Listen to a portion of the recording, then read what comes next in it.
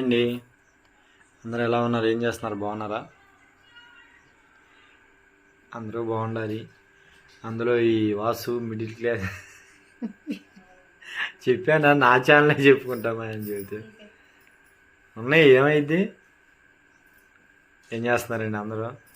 ఏమీ లేదండి, నా ఛానల్లో వాసు మిడిల్ క్లాస్ అని చెబుతున్నా కదా, అందుకని వాసు త్రివేణి బ్లాగ్స్ అని పోయి వాసు త్రివేణి మిడిల్ క్లాస్ అని చెబుతున్నా. ఇంకేం చేస్తున్నారండి అందరూ? మేమైతే ఇప్పుడే ఆనందం తినపోతున్నామండి. టైం అయితే ఖచ్చితంగా 9 దాటింది. ఎందుకంటే మీకు సర్ప్రైజ్ ఇచ్చిద్ది అనమాట. 5వ తారీఖు మా ఆవిడ కోలాటానికి వెళ్తుందండి. కోలాటం నేర్చుకుంటుంది. ఇంకేం చేస్తున్నానండి?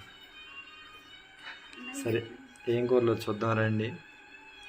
మళ్ళీ ఎక్కువ మాట్లాడితే ఏదన్నా కాబట్టి తేడా పడితే తినిద్దండి, తిట్టిద్దండి. మళ్ళీ తేడా పడుతుంది. తండదండి, తిట్టిద్ది. నిజంగా తంటాను అనుకుంటారు నన్ను. ఎందుకు చెప్పారు అట్లా? ఎప్పుడు తండా నిన్ను?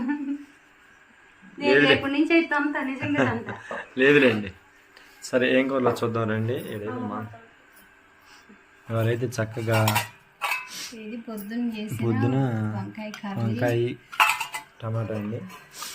ఇప్పుడైతే నేను కోలాటం నేర్చుకోవడానికి వెళ్ళొచ్చేసరికి మా అమ్మాయి కోడిగుడ్డు కారం అయితే చేసిందనమాట. బాగానే చేసింది. మీకు ఇక్కడ నల్లగా కనిపించవచ్చు, కానీ అది కారం గుడ్డు గారు ఎత్తట్టగా వచ్చింది. చూడండి, మేము ఎలా వెయిటింగ్లో ఉన్నామో, ఒక నిమిషం, ఎలా వెయిటింగ్లో ఉన్నామో అలానే ఇగో పాపం చూడండి. ఎప్పుడెప్పుడు అయితే అన్నం పెట్టిన ఆకలి అంటా ఉంటాం. పాపం వదిలేని కదా, కొద్ది ముక్క వీటి పెట్టినా. ఇంకేంది? మామిడికాయ. నేనైతే బాగానే ఉన్నాను, జ్వరం తగ్గిపోయింది, హెల్తీగా ఉన్నాను. కోలాటం కూడా నేర్చుకుంటున్నాను. మా ఊరిలో తిరణాలు కులుపులు ఉన్నాయి అన్నమాట. అక్కడ వేద్దామని అమ్మవారి ముందు. అందరు నేర్చుకుంటే మనం నేర్చుకోకపోతే బాగోదు కదా, నేర్చుకుంటున్నాను. కోలాటం కూడా బాగోదని కాదండి, ఎందుకంటే ఆ తల్లి ముందు అందరు కలకల్లాడుతూ ఉంటే అందరికీ సంతోషంగా ఉండిద్ది. మనందరం ఒకసాట ఉండాలి, ఏది మనసులో పెట్టుకోకుండా ఉండాలి అంటే ఒక దేవుడి దగ్గరే అండి. ఎందుకంటే అందరం కలిసి ఏదో ఒకటి మాట్లాడుకుంటూ ఉంటాం, కానీ మాట్లాడకుండా ఏది చేసినా మనం ఆ భగవంతుడి దగ్గర, ఆ తల్లి దగ్గర ఉన్నప్పుడు మనకి వేడిని పట్టమండి.